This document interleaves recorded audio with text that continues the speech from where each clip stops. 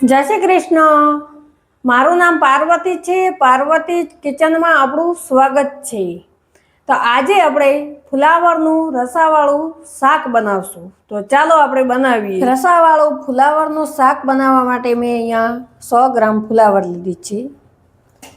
તો અહીંયા મેં ધોઈને બાફી લીધું છે. આ રીતે નથી ઘણું ગાળવાનું, બરાબર. આ રીતે કણકણું બાફી લેવાનું આપણે. હવે આપણે આદુ અને મરચાં અને લસણની પેસ્ટ બનાવી છે.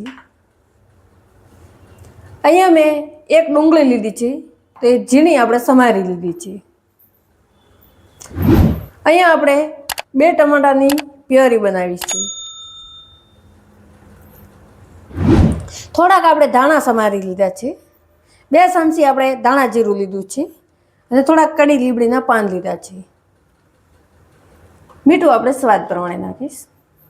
હવે આપણે 1 ટેબલ સ્પૂન આપણે કાશ્મીરી મરચાં લીધું છે. 1 ટીસ્પૂન આપણે હળદર લીધી છે ને અડધાથી અડધી ટીસ્પૂન આપણે હિંગ લીધી છે. થોડુંક આપણે જીરું લીધું છે અને હવે આપણે તેલ લીધું છે ને થોડુંક પાણી લીધું છે. ને વઘાર માટે આ 3-4 કળી આપણે લસણ લીધી છે, એ મેં સુધારી લીધી છે. થોડોક આપણે ગરમ મસાલો લેવાનો છે. હવે આપણે ગેસ ઓન કરી ને કઢાઈ લઈને એમાં તેલ લઈશું.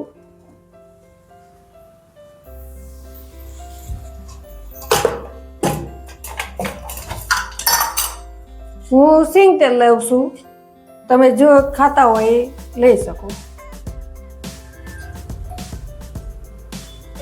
આ રીતે આપણે તેલ લઈ લેવાનું. હવે આપણે તેલ ગરમ થઈ ગયું છે તો એને લસણ આપણે એડ કરી દઈશ. આ રીતે લસણને થોડીક આપણે શેકવાની છે, એટલે ફુલાવરમાં આપણે સુગંધ ના આવે લસણને. આ રીતે થોડીક લાલ થઈ જવાની. લાલ પડી જાય એટલે આપણે એમાં થોડુંક જીરું એડ કરી દઈશ, થોડીક હિંગ એડ કરી દેવા, થોડાક મીઠી લીમડીના પાન એડ કરી દેવાના.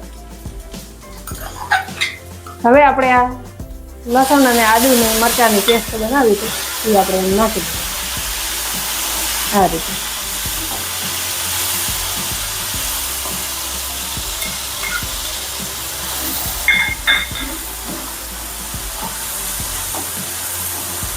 થોડી દૂર એને શેકાવા દેવાનું.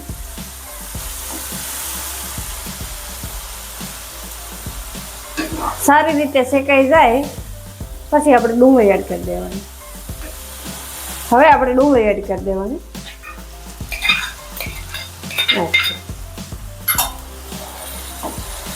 હવે ડુંગળીને આપણે પાકવા દેવાની. થોડી વાર આપણે પાકવા દેવાની.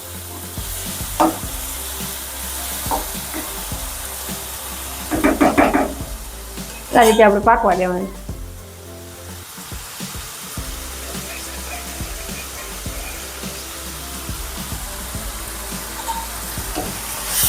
ડુંગળી શેકાઈ જાય પછી આપણે પેલી પ્યોરી નાખીશું, બરાબર. સાથે સાથે આપણે થોડીક આ મરચાં આપણે એડ કરી લઈશ, કેમ કે આપણી મરચાં કાચી ના રહી જાય એટલે. હળદર એડ કરી દઈશ.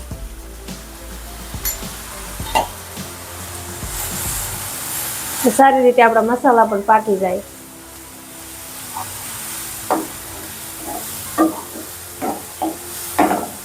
આ રીતે થોડુંક આપણે મીઠું એડ કરી દઈશ,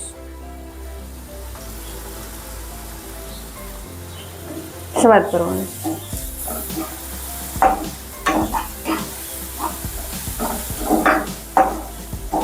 હવે આપણી ડુંગળી પાકી ગઈ છે તો હવે આપણે ટમેટાની પ્યોરી એડ કરી દઈશ.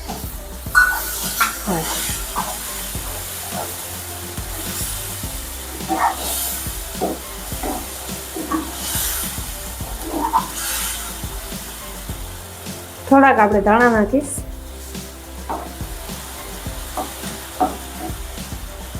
હવે આપણે થોડીક દૂર આ પ્યોરીને ઢાંકીને સીનવા દેવાની છે, શેકાવા દેવાની. એટલે તેલ છૂટું પડી જાય પછી આપણે ફુલાવરને એડ કરવાનું. હવે આપણે જોઈ લઈએ કે તેલ અને પાણી છૂટું પડી ગયું છે, તો આપણે એમાં ફુલાવર એડ કરી દઈશું. પહેલાં આપણે થોડુંક ધાણા જીરું એડ કરી દઈશું. જોઈ લો, આપણે તેલ છૂટું પડી ગયું છે અને આપણી ગ્રેવી કમ્પ્લીટ બની ગઈ છે. આ રીતે સારી રીતે આ થઈ ગયું છે.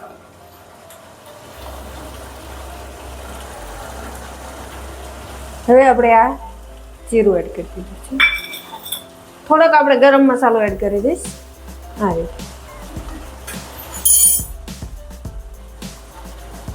એટલે સારી રીતે આપણે પાકી જાય મસાલા.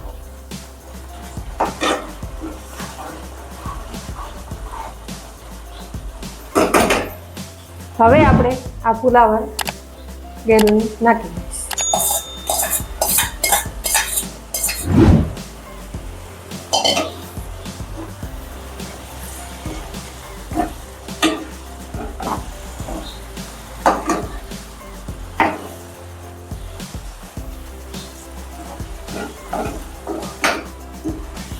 એને સરખી રીતે આપણે મિક્સ કરી દઈશ.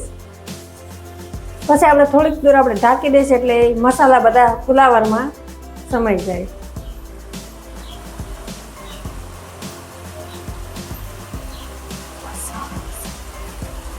પછી આપણે પાણી નાખવાનું. થોડુંક દૂર આપણે ઢાંકી દેવાનું એટલે મસાલા બધા ફુલાવરમાં મિક્સ થઈ જાય. હવે આપણે ફુલાવરમાં પાણી નાખીશ એટલે આપણે રસો બનાવવાનો. જોઈ લો, આપણે સારી રીતે ફુલાવર બાફેલું તો હતું જ, પણ પાકી તો લીધું છે, પણ આપણે થોડોક રસો બનાવવા માટે થોડુંક આપણે પાણી નાખીશ. આ રીતે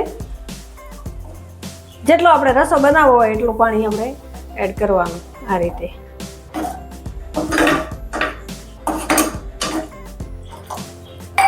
બરાબર. હવે આપણે ઢાંકીને એને શેકાવા દેવાનું છે. ગેસ આપણે થોડોક ફૂલ રાખવાનો છે. વચ્ચે વચ્ચે આપણે ચેક કરતા જવાનું શાકને. તેલ અને પાણી આપણે છૂટું પડવા માંડ્યું છે. થોડુંક પાણી આપણે બળવા દઈશ, કેમ કે આ રસો આપણે વધારે નથી રાખવાનો. બરાબર. થોડોક રસો આપણે ઘાટો થઈ જાય એટલે આપણે એને ઉતારી લેવાનું છે. થોડોક 5-1 મિનિટ આપણે એને શેકાવા દઈશ. હવે આપણે શાકને જોઈ લઈશું.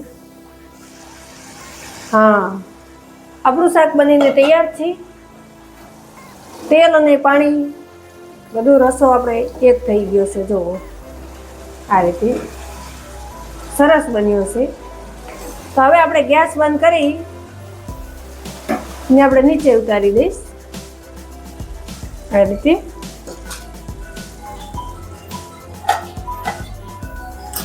હવે આપણે એમાં ધાણા થોડાક નાખી દઈશ. આ રીતે હવે આપણે સર્વ કરી લઈશ.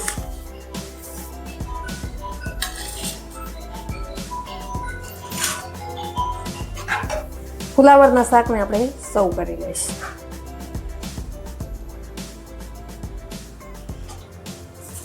આ રીતે આપણે સર્વ કરી લેવાનું. છેલ્લે આપણે થોડાક ધાણા ગાર્નિશ કરી દઈશું. તો ફુલાવરના શાકનો વિડીયો કેવો લાગ્યો મિત્રો? સારો લાગ્યો હોય તો લાઈક કરજો, શેર કરજો, સબસ્ક્રાઈબ કરજો અને સાથે સાથે બેલ આઇકન પર ક્લિક કરજો. ધન્યવાદ.